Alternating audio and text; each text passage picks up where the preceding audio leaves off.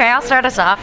I'm curious because you seem to always be on the same page as Liv, and you never really questioned her. How come there wasn't more skepticism at first when you find out she's a zombie?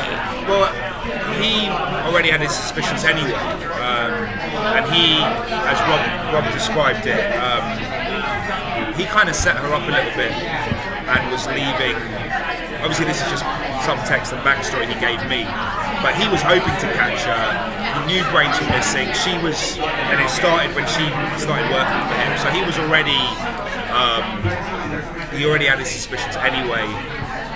At the same time, he also, when he worked at the CDC, was warning them of this. So it just confirmed what he already knew, and he lost his job because he believed in her.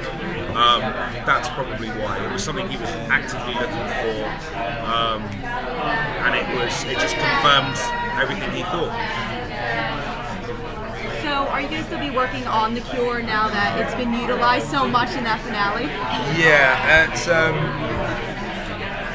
we're out of Utopia, so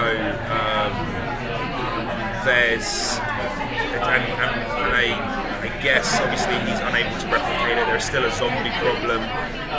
He still ultimately wants to cure Liv.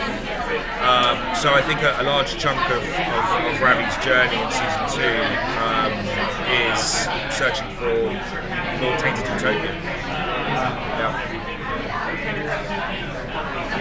How's it looking with Rose? It seems like a lucid relationship. Oh, terrible! I hate her guts. No, she's awesome.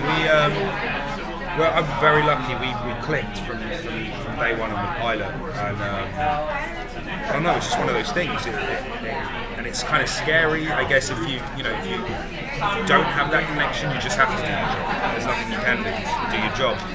Here, it just makes it all the pleasure. We met. We have the same sense of humour. We're both massive Ricky Gervais fans, so we're always quoting and mucking around. And then when we watch the show and we hear the feedback and we realise, wow, we really kind of enjoyed this friendship between Liv and Ravi. We're just very lucky that happened. I like to think we're still professional enough that if we didn't click, we'd still do a decent job. But it just makes it a pleasure working with them. Robert, how stakes are going to kind of unfold. Obviously, he said, Stephen Weber's character kind of introducing the idea that we need to wipe out all the zombies. Puts a lot of pressure on the two of you. Yeah. So how is that going to impact your relationship not being, as you said, in utopia?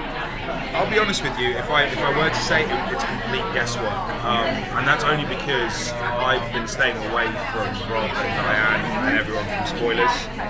It's just a work thing. I kind of didn't want to know anything about the story. I just wanted to read my scripts on a week-to-week basis, which makes you guys, your job tougher. Like, I can't give you anything really.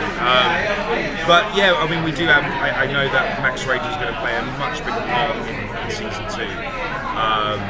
And I think that's also going to change a lot of the relationships with the other characters because of that, particularly Liv and Blaine. Obviously, it's going to have a larger impact than just us in the hall. I think it will have a far bigger ripple effect. Can you tell us what Comic-Con means to you and it has meant to your career?